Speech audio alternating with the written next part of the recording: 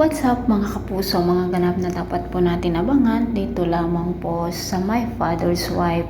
Hanggang kailan kaya magtatagumpay itong si Betsy dito sa pambibilog ng ulo ni Robert na kung saan ay ang ama ni Gina. At ngayon nga po nalaman na nga ni Robert ang lihim ni na Gina at Gerald na pagpapakasal dahil lamang ito sa green card.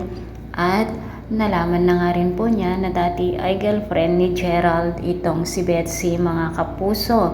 At dito nga po sa birthday nitong si Robert, habang ginaganap, ini-announce naman nitong si Betsy na magpapakasal sila at engagement party pa ang naganap, hindi lamang birthday. Galit na galit naman itong si Gina nang malaman nga po niya o marinig ang sinabi nitong si Betsy, mga kapuso.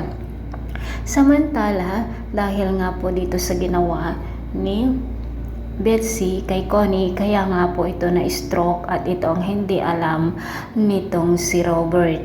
Mga kapuso, sinabi naman ni Gina nagagawa siya ng paraan para sa ganun ay hindi matuloy ang balak na pagpapakasal ni Robert at Betsy, dahil nga po itong si Betsy ay ang kayamanan lamang ang gusto niya dito kay Robert at ang paghihiganti na rin dito kay Gerald at Gina.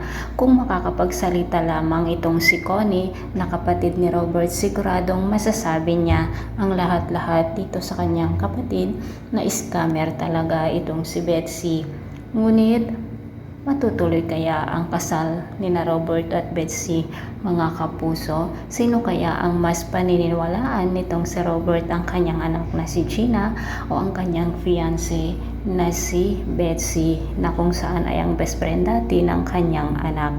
Nalilito nga rin po pa hanggang ngayon itong si Robert, at abangan po natin kung ano ang kanyang magiging desisyon at ano naman kaya ang gagawin ni na Gerald at Betsy, ni na Gerald at Gina, para sa ganun ay mapaniwala nila ang kanyang biyanan na si Robert na nagmamahalan silang dalawa.